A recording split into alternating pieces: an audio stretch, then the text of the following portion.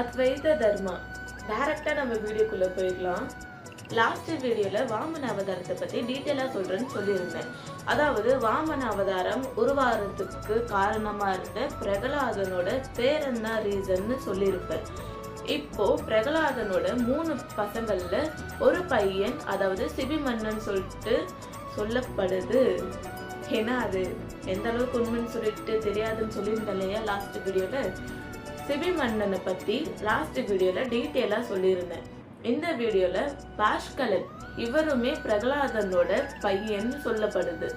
பாஷ்கலன், அதாவது இவரை பத்தி எந்த ஒரு புராணங்களையும் அவ்வளோவா எதுவுமே எழுதப்படலைன்னு சொல்லிட்டு நான் ரிசர்ச் பண்ண வரைக்கும் எனக்கு தெரிய வந்த விஷயம் இதுதான்.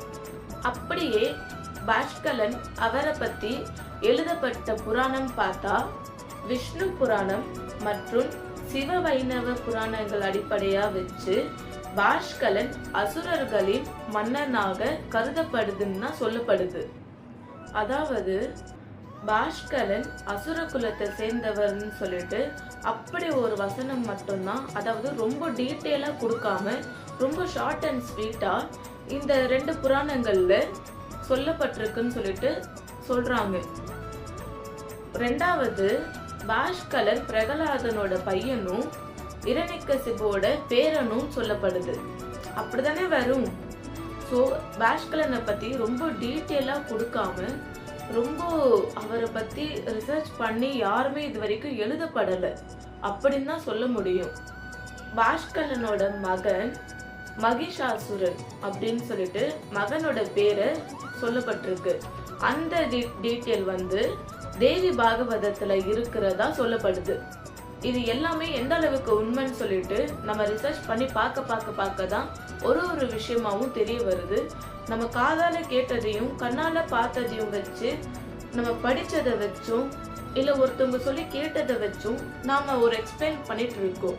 ஆனா டீட்டெயிலா ரொம்ப டெப்த்ல போயிட்டு நம்ம ரிசர்ச் பண்ணி பார்த்தா எது உண்மை எது பொய்ன்னு சொல்லிட்டு நமக்கே அது ரொம்ப டஃப் கொடுக்குதுங்க.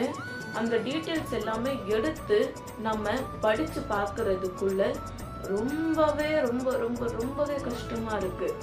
இருந்தாலும் ரொம்ப முக்கியமான பாயிண்ட்ஸை மட்டும் நாங்க பிக் பண்ணி உங்களுக்கு நாங்க கொடுத்துட்டு இருக்கோம். ஸோ பாஷ்கலனோட ஹிஸ்டரி இதுதான். எந்த அளவுக்குமே எந்த ஒரு புராணங்கள்லையுமே பாஷ்கலனை பத்தி ரொம்ப டீட்டெயிலா கொடுக்கல. அடுத்த வீடியோல பிரகலாதனோட 3வது பையனை பத்தி டீட்டெயிலா எக்ஸ்பிளைன் பண்றேன். ஏன்னா இவரோட பையன்தான் இந்த வாமன அவதாரத்தை எடுக்கிறதுக்கு மெயின் ரீசனா இருக்காரு.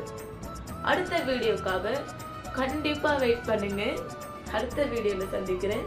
அத்வைத தர்மா.